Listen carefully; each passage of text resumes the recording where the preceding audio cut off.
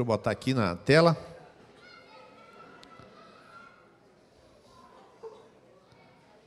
Deixa eu abrir aqui. Aí, chaves da maturidade espiritual. Nós temos 3 vídeos curtos para passar, junto aí, porque peço pedir a Edlin, ao pessoal da mídia, que fique atento quando a gente for passar esses vídeos. São vídeos que precisam... O som não é nem tão importante, mas a imagem sim. Então, na hora que vocês forem passar, eu queria que vocês apagassem primeiro a luz, depois soltassem os vídeos, tá bom? Vamos fechar os nossos olhos e orar nesse momento? Vamos pedir graça ao Senhor. Pai bendito, nós queremos pedir ao Senhor a Tua graça para a compreensão das verdades da Palavra de Deus, pedir que o Senhor nos ajude, como rebanho do Senhor, a nos alimentar de modo saudável, de modo pleno e com revelação essa noite. E que, Senhor, nessa noite possamos dar mais um passo em direção à prática da vida cristã, em nome de Jesus. Amém. Meus queridos, com um pouquinho de atraso aqui, a gente vai começar falando sobre as chaves da maturidade espiritual. A vida espiritual, ela tem alguns elementos que são essenciais, e aí eu vou ter que falar para vocês que, em função do tempo, diz a palavra de Deus em Hebreus 5, em função do tempo, muitas pessoas deveriam, como diz a Bíblia em Hebreus 5, não vou abrir, deveriam ser mestres. E a maturidade espiritual das pessoas, ela depende de alguns elementos fundamentais. É muito importante que você compreenda isso. E eu vou dizer por quê. Nós temos uma horda de cristãos, crianças infantis. Uma horda de cristãos, e aí eu estou falando cristãos. Pode botar o que você quiser, católico, evangélico, tudo no meio. Uma horda de cristãos que são extremamente emocionais, como a Bíblia chama lá em Tiago 3, psiurricós, são afetivos demais, são sensuais, e esses aí, qualquer coisinha que acontece na igreja, eles então tomam uma decisão e se afastam dos caminhos do Senhor. Isso é uma coisa muito comum, mas é mais comum do que a gente imagina. Essa semana, um dos líderes aqui da igreja pegou um Uber e ele contou o testemunho, está aqui presente ele, inclusive, contou o testemunho, disse que começou a falar de Jesus para o rapaz. Aí ele falou, eu estou indo para a igreja, está com a igreja? A videira. Aí, pastor, eu conheço o pastor lá da videira. Aí ele tirou a foto, botou a foto para ele ver pastor Niles, ele que fez meu casamento. Depois eu me desviei e me separei. Niles que fez o casamento, disse até onde foi que eu fiz. É a coisa mais fácil que você encontrar um desviado. É mais fácil encontrar um desviado, eu acho, do que um crente. E o que é isso? A falta de consistência na vida cristã. Começar e não terminar. Então, existem coisas que são simplesmente essenciais. Se você não conheceu uma pessoa que venceu na vida espiritual, que concluiu a sua carreira e a sua jornada espiritual, para você dizer, aquela pessoa era assim, era assado. É claro que eu, com 60 anos, conheci várias pessoas assim. Conheci o pastor Rodrigo, conheci o irmão Eurico, conheci uma das pessoas aqui que veio a óbito, com um testemunho que deixou marca, até hoje todo mundo sabe quem é nossa diaconisa Ilka. Quem foi que ela deixou? É exemplo simples. Todo sábado, da casa dela, tinha o quê? Tinha aquela comida lá, que as pessoas entravam lá e comiam. Alguns aqui sabem o que eu estou falando. Eu vou lá, sábado, na casa de Ilka. E chegava lá mais gente do que estava previsto, e sempre dava para comer mais um, não é isso? E aquilo é uma espécie de antecipação do que vem tomar sopa comigo. É uma paralela, uma coisa igual a outra. Então, assim, um testemunho que fica de uma pessoa que como é que se diz? Caminhou a sua jornada espiritual com solidez. Então, tudo isso a gente vai ver. Falei rapidamente sobre 2 coisas fundamentais, sobre a conversão e sobre arrependimento. Expliquei para vocês que conversão é a direção, arrependimento é a mente. A gente tem que viver como cristão, em um constante arrependimento, que significa, na prática, uma constante transformação da nossa mente. Eu falei com vocês que a mente, no grego, é a palavra nous.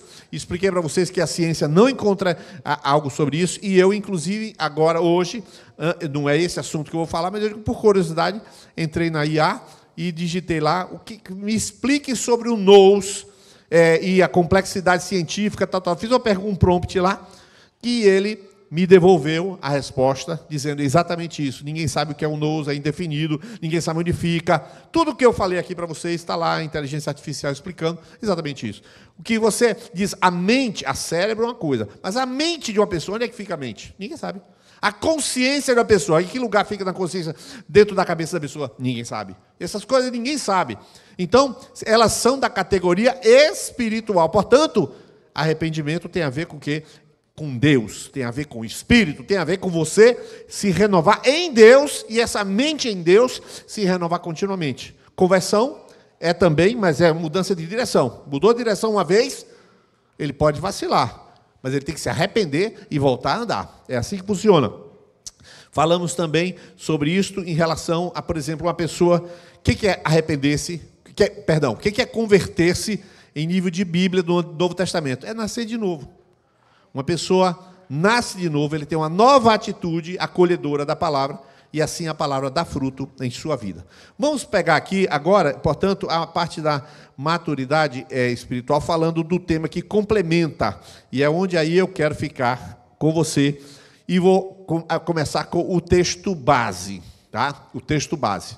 Vocês vão ler só a parte em amarelo, Romanos 14, 7 e 8.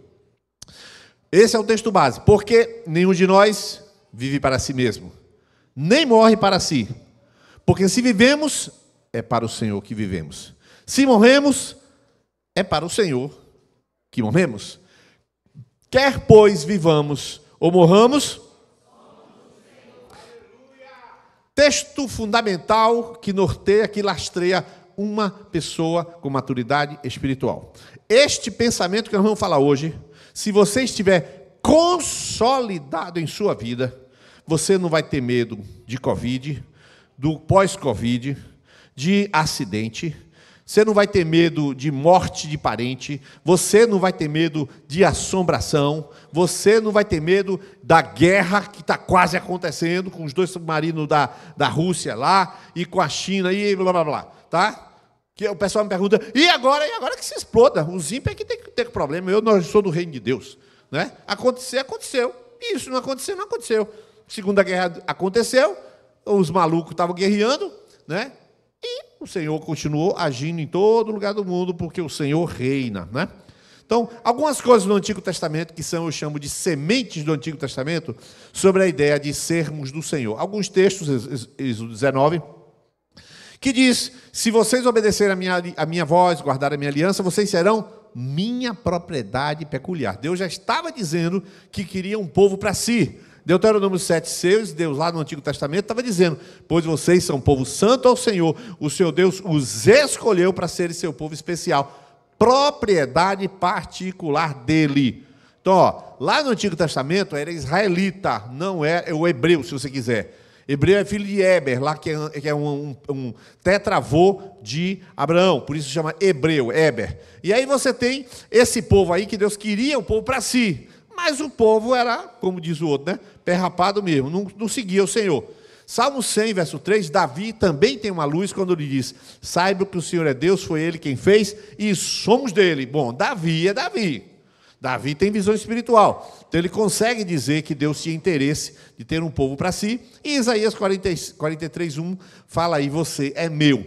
Isso são sementes do Antigo Testamento. No Novo Testamento é diferente, porque no Antigo Testamento ninguém nasceu de novo. O Espírito Santo não está morando no hebreu, no judeu, ele está morando em Saul, não existe isso. Ele entrou em Saul e depois saiu de Saul. Mas não está como um espírito habitando em Saul, não funciona assim. Quando Jesus vem, e ele então morre na cruz do Calvário, e ele ressuscita, ele envia o seu espírito para fazer nova criatura. Por isso Jesus chega para Nicodemos e fala assim, se você não nascer de novo, não pode ver o reino dos céus. Depois no verso 5, se não nascer da água do Espírito, não pode entrar no reino dos céus. Então ele está falando de uma coisa que ninguém tinha visto, ninguém tinha sabido. Uma coisa completamente nova, Jesus vem e fala, que é o novo nascimento. Então, pertencer a Deus significa uma verdade que simplesmente sustenta a tua vida. Isso que eu vou falar aqui pode fazer você enfrentar as mais terríveis adversidades, inclusive a guerra, e você não se abalar. Essa é praticamente... Existem 3 verdades fundamentais, mas esta é uma das que você pode ser maduro espiritualmente, inabalável, igual essa árvore aí. As raízes da árvore, elas vão e voltam. E essa árvore, para arrancar, dá trabalho. O texto básico, como eu acabei de ler, somos do Senhor. Esta é a verdade, que também está descrita em 1 Coríntios 1,30, e eu queria que agora você lesse o texto todo de Coríntios 1,30. 1, 2, 3, já.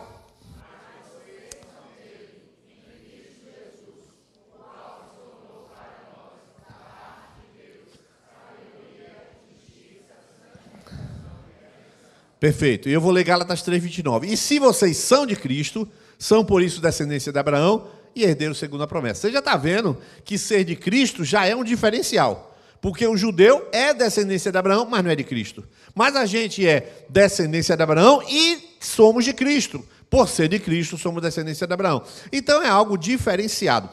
A questão, queridos, é que o ímpio não pode viver com essa verdade que eu digo para você que é fundamental. Coitado do ímpio, coitado daquela pessoa que não conhece a Jesus, que não sabe o que é pertencer a. Por exemplo, ele diz, eu sou da Bamor. Bamor é um grupo aí, né? Um grupo de sofredores. Eu estava querendo a palavra, o senhor trouxe aqui, né? E você é um sofredor, né? Você é da Bamor, você pertence a Bamor. Você pertence ao Bahia. Não, Bahia que está ganhando dinheiro, tu que fica assistindo, pagando ingresso, você que está sustentando o Bahia, gritando. Agora eu tenho certeza de uma coisa, se você gritar muito ou pouco, você não ganha um centavo a mais nem a menos, né? Se aqui se exploda o Bahia, eu não vou, também continua tudo igual. Ou seja, você realmente pertence ao Bahia, ao Bamor? Claro que não. Você pertence ao Brasil. Ah, é? Então, se você se muda para os Estados Unidos, alguém vai mandar uma cartinha, por favor, volte para o Brasil. Nós estamos com saudade de você. Espere a cartinha sentado. Não vai acontecer nada. Não existe nenhum pertencimento ao que a pessoa que não conhece ao Senhor possa dizer ao qual é. Eu pertenço a uma família. Eu pertenço a uma família. Bom, todos pertencem a alguma família. Isso é lógico. Mas fora a família de carne, e que tem muita família que se o cara for embora, ninguém vai estar nem aí. Você sabe disso. Muita família, se o cara desaparecer, já foi tarde. Então, isso aí, família é família. Cada família tem o seu jeitão, né? Cada família tem o seu jeitão. Mas o ímpio, ele não tem nenhum pertencimento. Então, qual é a vantagem que tem nós de pertencermos a alguém? Você fala, ó, sabe de uma? Eu não quero que ninguém seja dono da minha vida, eu quero eu mesmo ser dono da minha vida. Eu quero te dizer que é uma tremenda estupidez isso. É uma tremenda burrice. Apaga a luz, por favor, e eu vou te mostrar um vídeo da China. Tem 2 minutos e pouco, e eles vão colocar esse vídeo, que é uma metáfora de quem é o ímpio. Eles vão soltar, pode soltar. Olha quem é o ímpio que não conhece o Senhor. Isso são montanhas chinesas perigosíssimas. É assim que se anda nessas montanhas chinesas.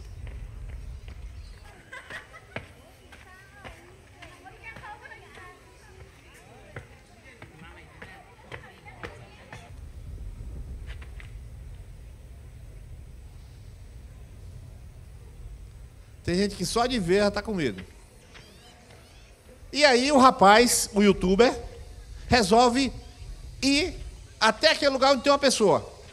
E que diz que se chegar, a tradição diz que se ele chegar até o outro lado, ele vai ter uma vida feliz. Vamos ver se ele consegue chegar.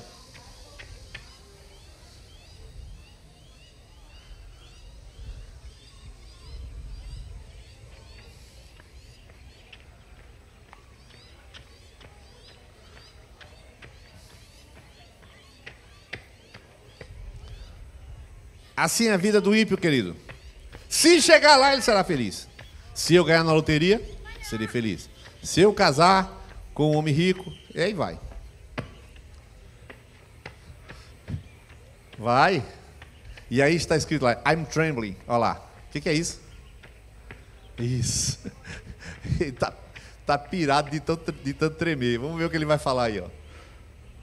Ele olha para o lado e fala, e se eu cair aqui? E se for do lado de cá?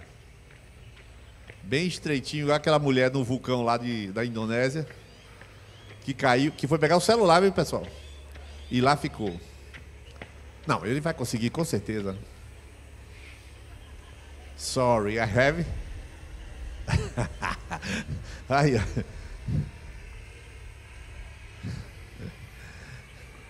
no guts. Keep going. Vamos ver o que ele fez? Vou nada, em português de Feira de Santana. Vou nada.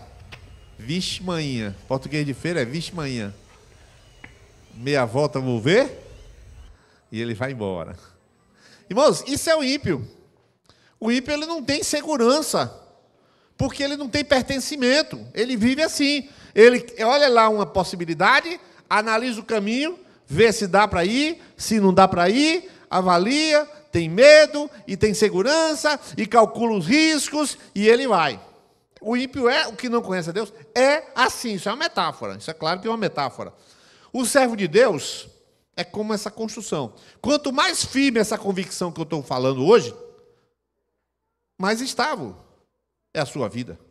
Quanto mais firme, mais estável é a tua vida. Tua vida pode ser uma hidroelétrica dessa, não sei se já viu em Palafonso, ou se você foi lá em Foz do Iguaçu. Você olha a obra e você se sente uma formiga. E é uma obra humana. Você se sente um nada. Você olha aquele negócio, rapaz, quantos milhões de... Aí ele fala o volume de concreto que foi usado naquela hidrelétrica, e ele fala a quantidade de água que tem do lado de lá, você fala, eu não acredito, não dá nem para você imaginar, você é um nada. Mas aquilo ali, sobretudo, é sólido. E não, qual é a convicção sólida que você tem para estabilizar a sua vida? Aí você pode dizer assim, eu sei que Jesus morreu. Não é suficiente. Porque o diabo também sabe. Todos os religiosos sabem que Jesus morreu. Isso não é suficiente. Saber que Jesus morreu é uma obviedade. Eu pergunto, o que isso produz dentro de você saber que Jesus morreu? Eu sei que Jesus morreu, mas eu estou ferrado. O cara pode pensar isso. Eu sei que Jesus morreu, mas eu estou com medo. Então, o que traz solidez à pessoa? Essa aqui é a questão. E o texto bíblico diz assim, vamos ler todo mundo? 1 Coríntios 3, versos 21 e 23. 1, 2, 3 já?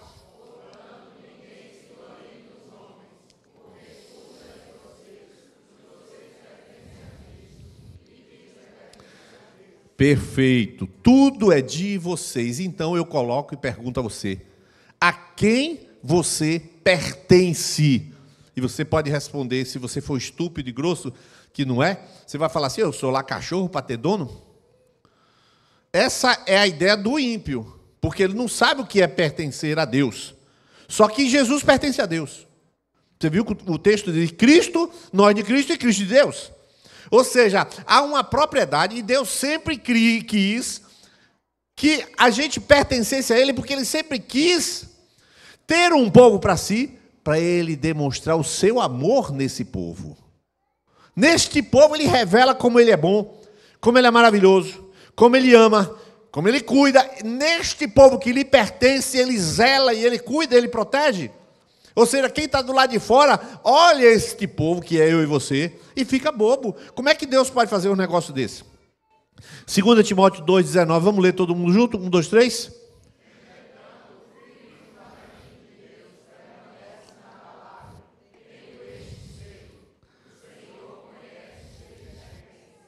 E afaste-se da injustiça todo aquele que professa o nome.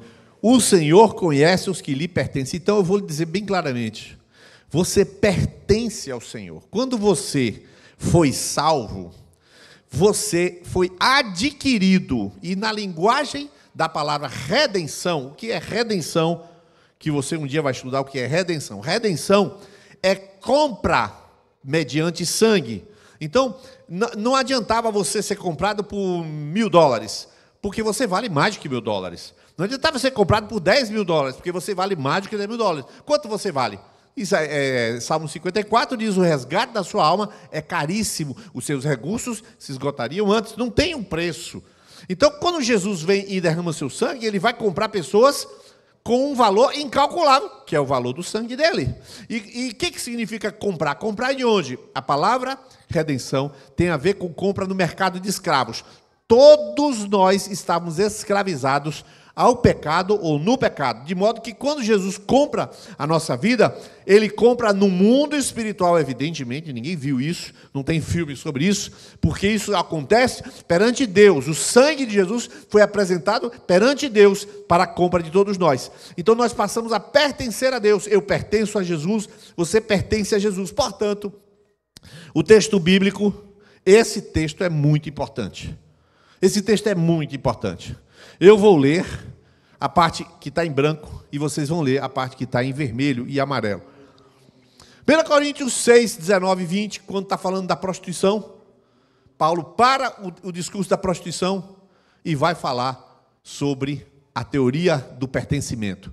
Ou não sabem que o corpo de vocês é santuário do Espírito Santo, que está em vocês, o qual vocês receberam de Deus?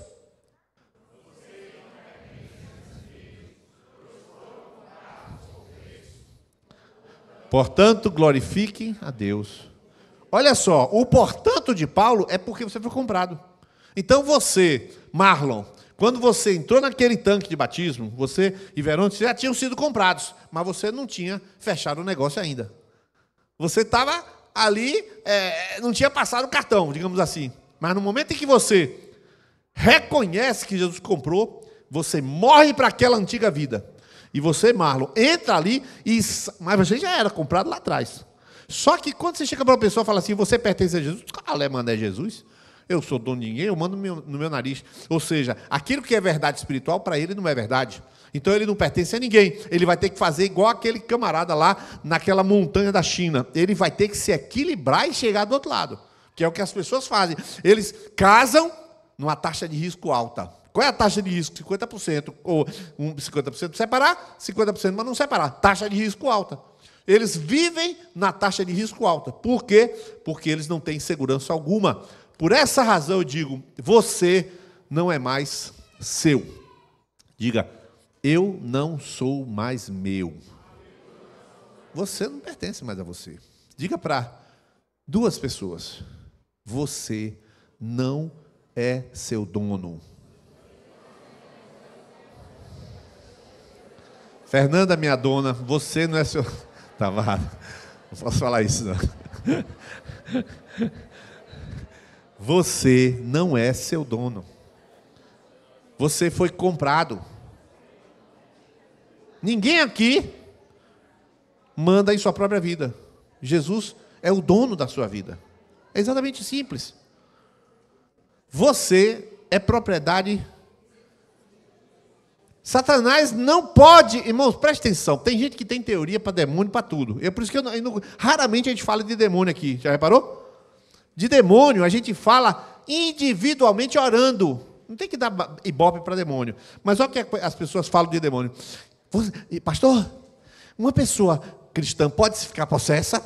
O demônio pode morar numa pessoa que nasceu de novo? Perguntas de quem não conhece o título de propriedade de um ser humano. A quem entregou a vida a Jesus, mesmo que ela venha de uma vida de alianças no candomblé, mesmo que venha de alianças de todo tipo, ela disse, Jesus, eu sou teu. Então eu pego esse título de propriedade, a escritura, chego na cara do diabo e falo assim, diabo, presta atenção. Aí viro aqui para a pessoa falar, repita comigo, eu entrego a minha vida ao Senhor, entrega a minha vida ao Senhor, tá bom? Tá vendo aqui? Satanás, aqui, ó. E ela repetiu que esse título é válido. Então aí, terminou de orar, irmã? Terminou. Pai, em nome de Jesus, agora Satanás, essa vida pertence a Jesus, você sai e não volta mais. Ponto final. Há muito tempo atrás, uma pessoa me disse que era para orar por expulsar demônio de uma pessoa. Uma pessoa que estava frequentando a videira. Olha, essa pessoa, olha, ela é parente, sei lá o que foi, do maior candomblezeiro de Feira de Santana. Vamos expulsar demônio. Eu aí me falou, tá bom, vamos orar. Aí falou, vamos tirar jejum de 7 dias. Eu falei, não vou tirar jejum nenhum. Vou tirar jejum nenhum. Aí, não, rapaz, a gente tem que orar. Não vou tirar jejum nenhum. Você quer tirar, tire. Aí ele tirou 7 dias de jejum, nós fomos orar. O que a gente fez? O de sempre. Chegou para a pessoa e falei, e você quer? Quer, Jesus? Tá bom, então você vai repetir uma oração comigo. Repita assim, assim. É de livre vontade que você quer repetir? É, repetiu de livre vontade, totalmente livre diante de Deus. Agora eu vou orar para você. Eu orei pela pessoa, a pessoa foi liberta e fim de papo. Dias atrás eu orei por uma pessoa aqui, terminou a marca, Não põe o olho para que eu estou orando depois da Marcos, não, tá? Deixa. Não olha para não. Mas estou falando o que aconteceu. A pessoa veio para aqui, vamos orar para a pessoa. Chamei à frente e orei. E eu sabia o demônio que estava lá dentro. Mas oramos. Quando terminou de orar, a pessoa começou a chorar. E chorou. E abraçou assim, chorando. Liberta. A pessoa liberta, completamente liberta. O demônio não fez faceiro, não fez vergonha, nada. O demônio, existe uma carta de propriedade, um título de propriedade, e quem conquistou esse título de propriedade é Jesus Cristo de Nazaré, a pessoa pertence a Jesus. O demônio pode ter uma correntinha, uma cordinha, um barbantezinho ligado lá, eu vou lá e pum, tiro o barbante, sai. Você não tem direito dessa pessoa, se embora. E a pessoa sai livre. Por quê? Porque a pessoa é propriedade exclusiva de Jesus. Não aquele negócio de Neymar que põe na cabeça 100% de Jesus. Aquilo é conversa fiada. 100% de Jesus, só se... Mano, deixa lá. 1 Pedro 2,9. Vamos ler esse texto, que é um texto importantíssimo, que se aplicava ao povo de Israel, mas agora se aplica à igreja. 1, 2, 3, já?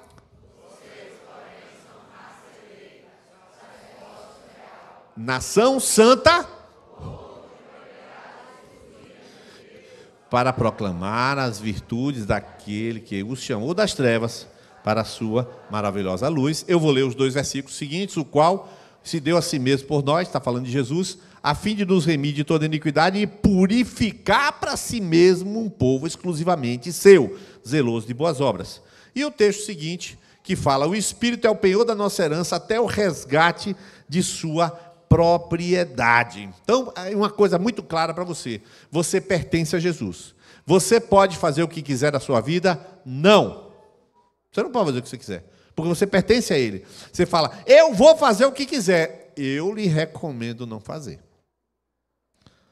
Por que tem um monte de crente passando por provação e pedindo oração pelas provações? Por quê? Porque ele deu o título de propriedade de Jesus e eu faço o que eu quero. Eu acho que Jesus manda os anjos mesmo. O Espírito Santo não vai lá, não. Manda 3 anjinhos da mão grande para resolver o problema. Porque quando o camarada estiver lá de cá, aí o Espírito Santo vai agir de novo. Porque se a pessoa acha de retomar o controle, o Espírito Santo manda puxar pela orelha para trazer no cantinho. Meu filhinho, e ó, irmãos, a pessoa que faz o que quer da sua vida, sendo propriedade de Jesus, apanha que dá dó. Apanha que dá dó. Provação de tudo que é tipo. Por quê? Porque a pessoa está querendo discutir com o dono e não dá certo. E aí eu vou entrar no outro patamar agora. Quem cuida de você, meu irmão? Quem cuida de você? A gente vai colocar o segundo vídeo e você vai tomar um susto com esse vídeo. Sustinho. Eles vão apagar luzes. E esse vídeo aconteceu na China. É um vídeo curto, 37 segundos. Mas preste atenção. Quando você pensar que não, o vídeo acabou. Então pode soltar o vídeo, não precisa de som nem nada. Porque o som aí, ó, o camarada está subindo o penhasco. Olha lá.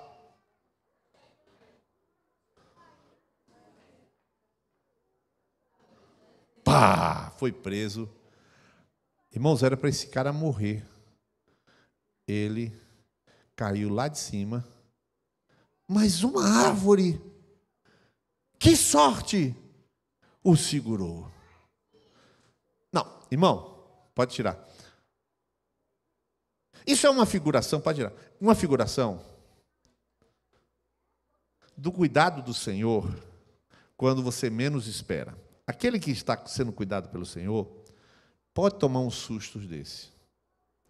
O camarada está subindo o penhasco e morreu. Não sei como foi filmado, porque ele estava com uma daquela... Tem um nomezinho. GoPro. Ele estava, exatamente, é o vídeo da GoPro. E o vídeo da GoPro pega, o cara vai morrer. E eu mesmo achei que ia morrer. Quando eu cheguei no final, um galho prendeu aquele camarada. Meu irmão, o cuidado do Senhor com os seus não impede de acontecer algumas coisas que a vida faz acontecer com todo mundo. Essa semana, um discípulo aqui, terça-feira, quarta-feira, melhor dizendo, telefonou para o seu líder e disse, eu bati o carro. O bobo, aquela pessoa que não entendeu a providência de Deus, acha que quando é cristão, pronto, acabou doença, acabou acidente, eu vou ter filho, meu filho vai dormir cedo e acordar tarde, né? Tudo certo. Sem precisar eu botar para dormir, né, Siloé? Vai dar tudo certo. Aperta o botão, Vai. Você ainda continua vivo, ainda continua no mundo, ainda continua vivendo como qualquer outro. Mas, se você der uma escorregada, meu irmão, tem uma árvore lá embaixo que Deus botou para te segurar. Você viu isso aí? Você viu isso aí? Ou seja, o Senhor prometeu cuidar de você. Ele não consegue não cuidar. Quer ver uma coisa? Algumas pessoas aqui podem cometer uma caca, pisar aí no tomate, na jaca, como a gente fala. Pode vacilar. Não é para vacilar. Muitos aqui ainda acreditam que as coisas ruins acontecem porque pecou. Pecou, aí Deus vai lá, pesa a mão. Né? Tem um versículo dele, pesa a mão. Qual é o versículo que tem pesa a mão?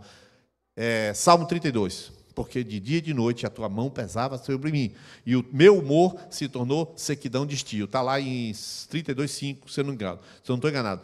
Então, todo mundo acha que Deus está pesando a mão. Aí bateu o carro. Aí olha, Senhor, quem foi? Não me provoque. Deus está assim com a pessoa, né? Tá na vingança. A pessoa, isso, andou direito, vem para cá.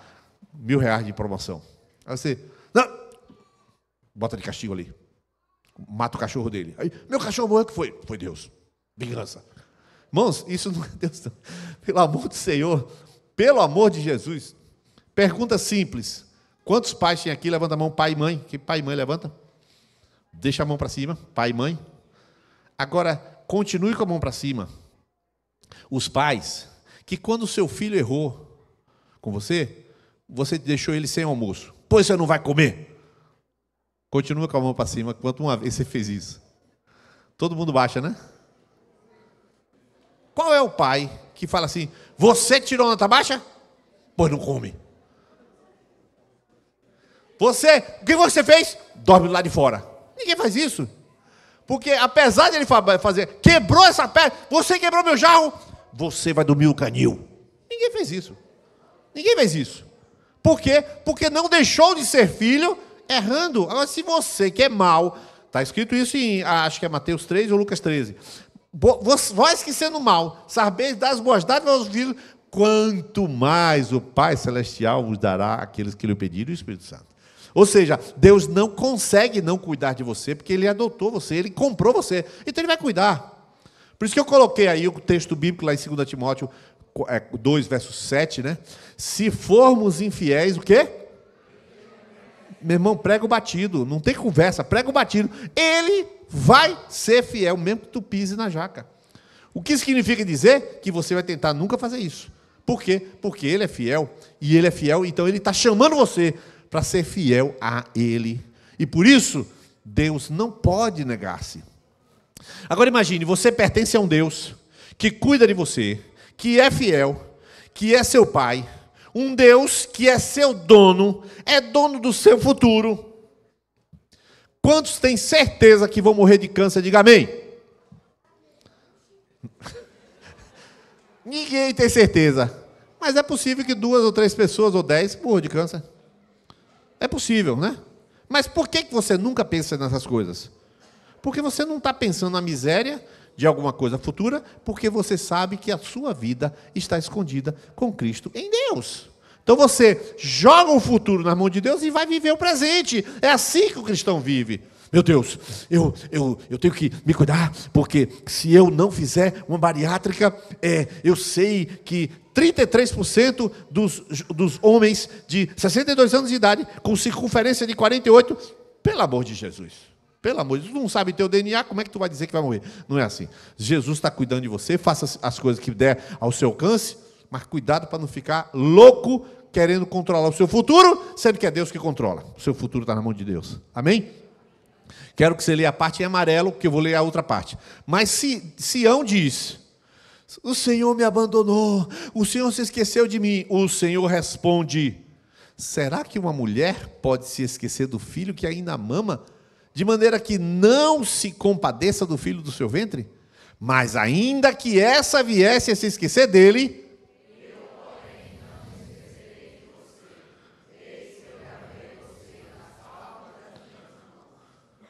eu gravei você nas palmas das minhas mãos. Portanto, querido, ele te comprou, você tem o selo, você pertence ao Senhor. Então, isso muda toda a sua configuração. É claro que eu poderia falar vários outros desdobramentos, eu não vou falar hoje, tá? Vou falar vários desdobramentos na área financeira, na área do cuidado, na área do relacionamento. Que vai falar isso é Fernanda na semana que vem. Ela que vai falar na semana que vem.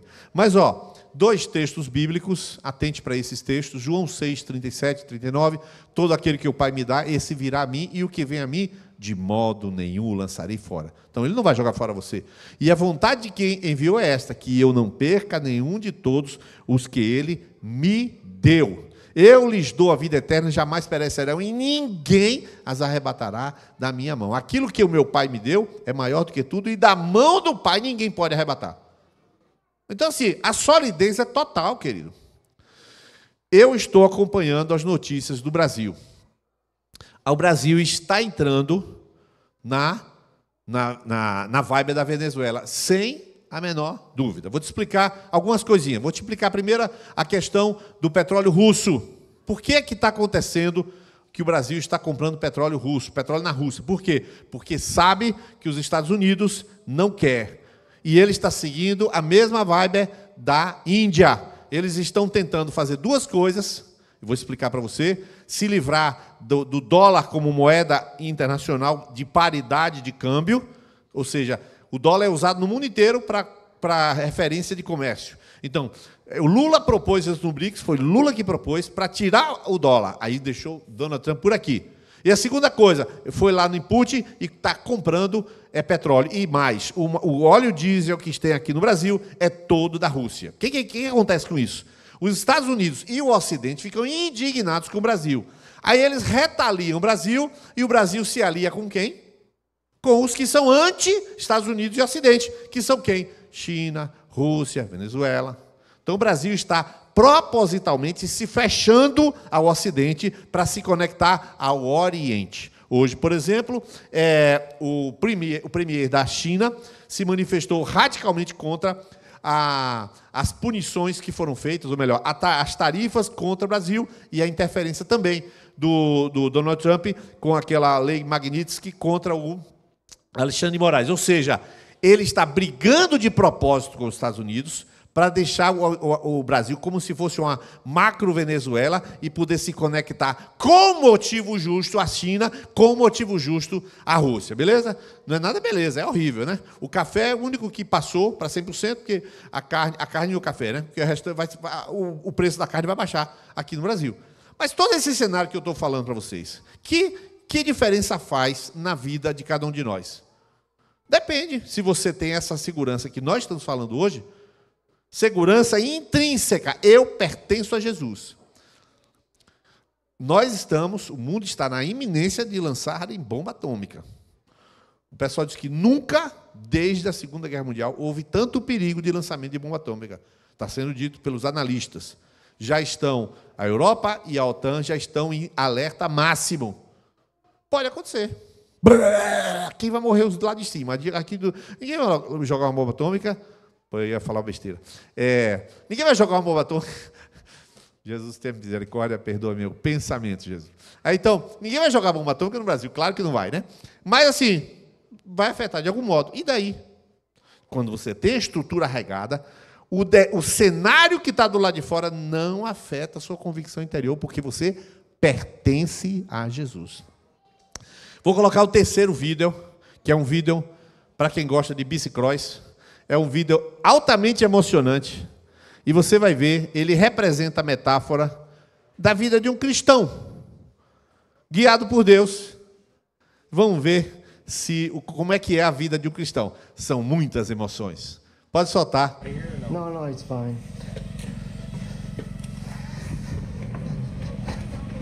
Watch out!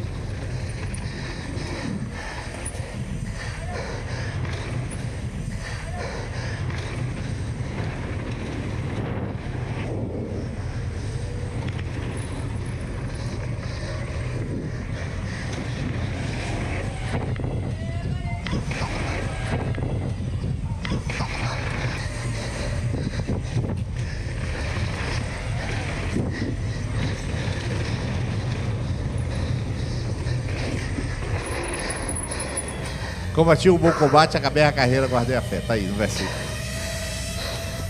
Agora, você observe, esse vídeo, que é metafórico, né, ele representa um pouco da nossa vida cristã. Altos riscos, altos perigos, mas nada acontece. O diabo anda em derredor, procura, bramando como leão, quem possa tragar. Lá vem grandes montanhas, grandes batalhas. O Trump vai apertar o botão da bomba atômica. O dólar subiu. Nasceu mais um filho. Eu pensava que era um, vieram dois. E eles não dormem. E glória a Deus. E faz o quê?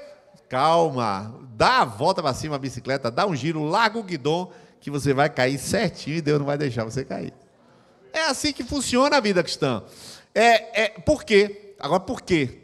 Porque você é um homem de oração? Não, querido. Vai acontecer isso porque você pertence a um Deus que cuida de você. O pertencimento é que é a realidade, né? E agora a última coisa que eu quero falar nessa noite. O que é que Deus está fazendo com você? Ele está transformando você. Transformando você porque você ainda acredita, vou falar a linguagem comum aí do golfe, você ainda acredita no seu taco. Você ainda acredita que é o bom. Você ainda acredita que você tem cacife para viver com inteligência e capacidade. Eu quero te dizer, começa a lição quando você descobre que é incompetente para cuidar da vida. Presta atenção. Começa a lição quando você descobre que é incompetente para cuidar da vida. Como assim? É porque vida é coisa de quem é o autor dela. O seu bolo de cenoura, você é especialista, então você vira, bota mais sal, bota menos sal, bota mais farinha, menos farinha. Você é o dono da receita. Mas vida, o dono da receita é Deus. É Ele que sabe como a banda toca. É Ele que sabe como a coisa vai. E eu já usei um exemplo, mais uma vez, estou usando um exemplo aqui. Miguelzinho vai nascer. Samuel e Alana não têm a menor ideia como vão educar. Não, eles sabem. São discípulos assim. Sabe de nada, inocente. Porque na hora que pegar no colo, e na hora que ele fizer a apitação, não sabe o temperamento? Pelo temperamento de Alana e de Samuel, vai nascer um docinho. Dorme tranquilo. Todo mundo sonha com isso, irmão, né? Vai dormir. Vai nascer aquele pimenta. E aí, quando nasce o pimenta, Miguel, né? Nasce o pimenta, faz o quê? Que tiver que dar uma correção. Como é que vai ser? Como é que ela vai se sentir? Quem é que vai chorar? Samuel ou Alana na hora de dar correção? Quem dos dois? Eles não sabem. Eles não sabem. Porque vida é de quem entende de vida e quem fez a vida. E quem fez a vida é Deus. Ele que sabe como cada um se comporta e como cada um deve se comportar. Portanto, toda vez que uma pessoa se acha que entende de vida, a primeira fase é quebrar a cara. Pode levar 1 ano. 1 ano não. Pode levar 30 anos, 22 anos, pode levar 37 anos, pode levar 48 anos para quebrar a cara. Aí depois, Senhor, eis-me aqui, Senhor. Eu confio, toma a minha vida, eu te entrego a minha vida. O Senhor, se eu não fosse Deus, eu já estava cansado. Por que demorou? 48 anos para entregar a vida. 57 anos para o cara dizer, eis-me aqui, Senhor. Entendo tudo de casamento. E por que briga tanto? Não, porque ela não presta. Aí o Senhor. Aí ela vai mais 3 anos para a pessoa dizer, eu não presto. 3 anos mais. O que Deus está fazendo? Deus, nesse processo de vida, está querendo que você é dele. Você entendeu? Minha filha, você me pertence, entendeu? Eu comando. Dá para ser assim? Aí você fala, não. Deus espera. Olha, eu queria até que Deus fosse mais grosseiro. Pois eu mando mesmo. Sim, senhor. Era bem mais fácil, porque acelerava os processos. Mas Deus faz, você que sabe. E aí a pessoa entra nos processos, resiste, e o oleiro começa a mexer. Lê para mim o que está escrito em amarelo, por favor. 1, 2, 3, já.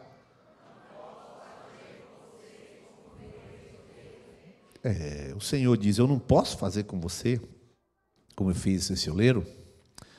E aí o Senhor tem uma promessa para você. Eu queria que você, esposa ou marido, um dos dois vai ler para o outro, tá? O resto que o marido não está aqui, é claro que vai ler sozinho. Dilma vai ler sozinho.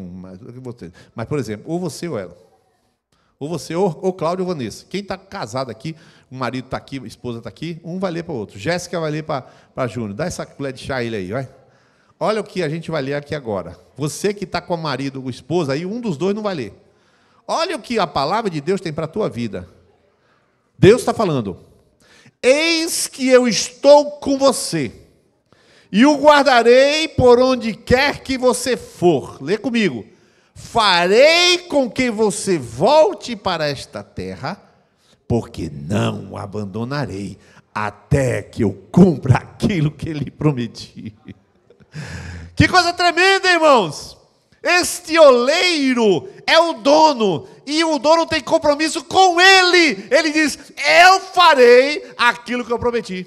Eu não arredo o pé de eu cumprir minha palavra para tratar você, trabalhar você, cumprir minhas promessas com você, restaurar você, fazer o que eu tenho que fazer com você. O Senhor faz isso.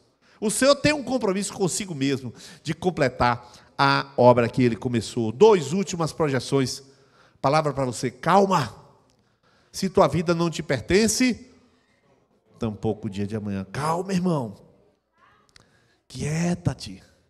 Como diz, né, tinha aquela menina que quem que falou? Foi Jesus que mandou? Que tinha 12, a piada é ridícula, tá? Mas tinha os 12 apóstolos, Jesus, 13 pessoas no barco e mais uma menina, né? E ela pintava os 7 no barco, porque está escrito lá.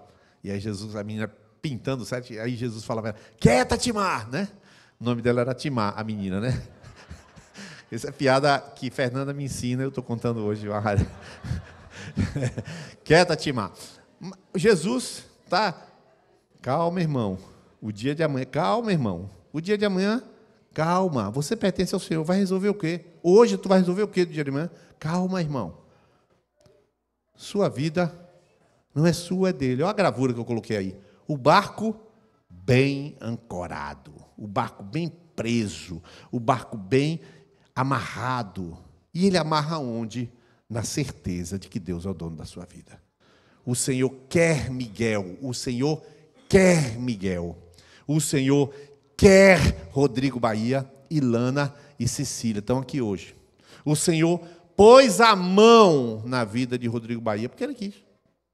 Rodrigo Bahia me ligou, há muito tempo eu venho te falando: Rodrigo, tu vai voltar para a feira. Rodrigo, tu vai voltar para a feira. E ele trabalhou em tudo que foi lugar aqui de feira, e foi no sul da Bahia, não sei o que e tal. Tu vai voltar para a feira. Aí um dia eu falei: daqui a 15 dias tu vai voltar para a feira. E eu falando com ele que ele vai voltar para a feira. Aí, recente, uma empresa chama ele para fazer entrevista. Ele faz entrevista. Quando termina a entrevista, ele me liga. Ele não conseguia falar. A palavra estava cumprida. E ele não conseguia falar. E por que ele não conseguia falar? Porque o Senhor disse: eu vou cumprir na tua vida o que eu determinei. Aí ele me falou recente aqui: Ilana está sorrindo de orelha a orelha. Aí quando eles entraram aqui agora, falou: cadê seu sorriso, Ilana? Você tem que sorrir para mim, eu quero ver. Falei: mas está a Cecília com carinha de anjo, aquela carinha de anjo. Você vê como Deus ancora a vida de alguém naquela certeza: eu pertenço a Deus e Ele está cuidando de mim. Demora 1 ano, demora 2 anos, demora 3 anos, mas a verdade é que Deus vai cumprir aquilo que Ele prometeu para você. Amém? Essa certeza lhe dá estabilidade espiritual. Quando acontecer um problema, sabe o que você faz? Deus está com problema. Ele vai ter que resolver. Algumas pessoas, eu vou pegar leve, porque tem coisas que eu não posso falar em microfone. Mas vou pegar uma assim, vou tentar dar uma calibrada aqui para falar uma bobagem aqui no microfone, que não é bobagem. Você tem processos financeiros. Você se arrependeu. Eu falo sempre que dívida se paga com milagre. Por quê? Porque no dia que você descobriu que fez a bobagem, você foi ao Senhor e pediu perdão. Tem que se arrepender da besteira que fez com o dinheiro, da cachaça que tomou, das prostitutas que... Você tem que se arrepender. Seja da vida velha, seja da vida nova. Senhor, meu Deus, para que eu emprestei meu Deus, emprestei... Eu não ouvi minha mulher, eu fui fiador. Deus tem misericórdia de mim. Chora, grita. Se arrependeu? Agora você tem uma dívida financeira e não tem dívida espiritual. Deus vai fazer o que contigo? Vai trabalhar no milagre, eu resolvo a financeira, porque eu já resolvi a espiritual. Deus vai lá e abre um milagre e faz coisas. Eu tenho visto tantos milagres na área financeira acontecer. Mas ele tem que fazer aquela primeira lição da quinta passada, se arrepender. Aí depois ele vem e Deus, aí você tem certeza que Deus vai cuidar. Agora eu te pergunto, se você é um crente verdadeiro, um crente fiel, não é só dizimista, é fiel e fiel na mentalidade, porque você sabe que sua vida é do Senhor. Lhe pergunto para você, quem vai resolver seus problemas financeiros? Diz para mim, é Deus, meu santo. É Deus que vai resolver. Você vai administrar com a sabedoria ensinada, mas a Bíblia diz que a bênção do Senhor é que enriquece e acrescenta dor nenhuma. Quantas pessoas eu tenho orientado e tem prosperado? Aliás, toda a liderança da videira é próspera. Toda. Os irmãos também. Eu estou falando da liderança que eu conheço de pé. Todos são prósperos, ninguém dá para trás. Porque eles pegam o ensino, creem no Deus que cuida deles e vão, meu irmão, em direção àquilo que Deus está mandando. Todos. E assim Deus tem feito. Então eu vou perguntar a você, você tem certeza que Deus é o dono da sua vida? Você tem certeza que Deus cuida do seu nome no Serasa e no SPC? Não, esse já foi bem menos amém. Está vendo aí? Tudo. Então tu tem que começar a entender isso. Se Deus cuida de você, Ele cuida da sua saúde, Ele cuida do seu nível de cortisol, Ele cuida de tudo que você tem aí. Se você tem uma disfunção física, Ele cuida dessa disfunção física. Ele resolve. Fui agora na academia segunda-feira. Quando cheguei de noite, uma dor no joelho absurda. Aí estou aqui, uma dor no joelho, sem mais, não bati em lugar nenhum. Mas eu corri na esteira, estou tentando fazer os 5 km lá no Noite Ride Run, e corri 2 km. Eita, e agora? Lá vai embora meu joelho, do Feira Night Run. Aí, ó, o joelho está assim. Problema de Jesus. Problema de Jesus. Jesus, esse joelho é teu. É teu, o Senhor dá um jeito aí. Né? Então, assim, Jesus é assim, Ele é dono de tudo. E Ele vai nos conduzir. Vamos ficar de pé nesse momento. Eu quero nessa hora, se você tem uma causa, não é causa financeira, não, é uma causa baseada nisso. Não, eu vou entregar minha vida ao Senhor. Não, eu vou entregar essa demanda, alguma coisa com base na fé que Ele é dono da sua vida, que Ele é dono da sua empresa, que você pertence a Ele. Você recebeu um diagnóstico, e você, não, eu sou dele, então esse problema não é dele. Não é uma fé, eu creio que Deus vai operar. Não é essa, é mais que isso. É que esse problema não é meu, é dele. Então é essa dinâmica que eu queria que você trouxesse aqui à frente. A sua vida, uma demanda para lançar sobre ele nesta fé que eu acabei de falar. Então vem aqui à frente e eu vou orar com você. Você nem vai confiar na minha oração, viu? Mas nem confiar na minha oração, porque não se trata de oração. Se trata de uma verdade que nunca mais vai mudar na sua vida, de que você é dele, ele é seu dono, dono da sua empresa, dono do seu carro. Você quer vender um carro, você está com intenção de trocar de carro, só que não sabe fazer. Aí você faz o quê? Senhor, eu quero que o Senhor troque de carro para mim. Claro que o vendedor não vai dobrar o joelho e falar com Deus. O vendedor vai ter, o cheque também não vem do céu. Mas só que o comando é dele. Ele vai fazer o comando, ele vai abrir as portas, ele vai falar com as pessoas certas, ele vai fazer tudo, porque ele é dono da sua vida. Amém, querido? Glória a Deus, glória a Deus. Vamos orar nesse momento e você vai repetir coisas aí no seu lugar, daquelas que você ouviu hoje aqui na palavra e que são verdade agora para você. Querido Jesus, nós queremos, Senhor, nos entregar mais uma vez a Ti.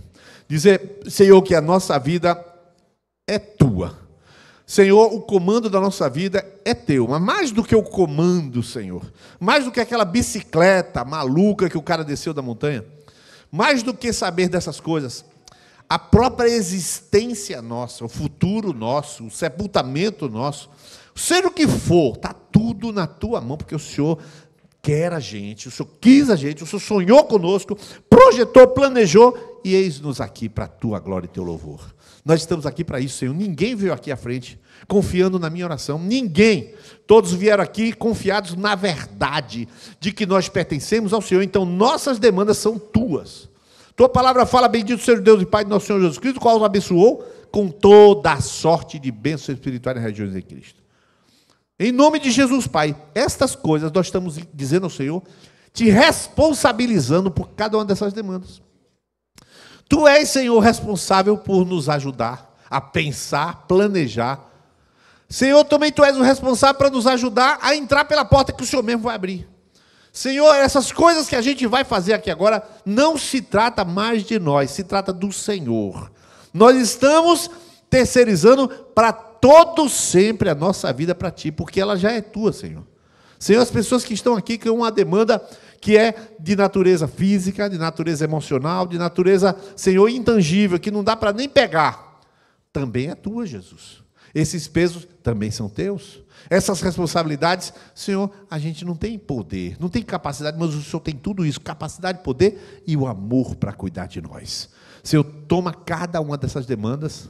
E, Senhor, nós queremos Te dizer que se o Senhor atender hoje de noite todas elas, a gente vai continuar Te amando, Te servindo, Te adorando. Mais do que nunca, não vai mudar nada, Senhor. O Senhor continua sendo Deus da nossa vida, porque o Senhor já é o nosso Deus. Nós somos Deus, aconteça o que acontecer, responda o que responder, porque nós somos Deus e Te pertencemos, Jesus. Por isso nós confiamos em Ti e nós nos depositamos nas Tuas mãos, das quais ninguém nos arrebatará, Pai. Em nome de Jesus. Amém e amém. Glória a Jesus.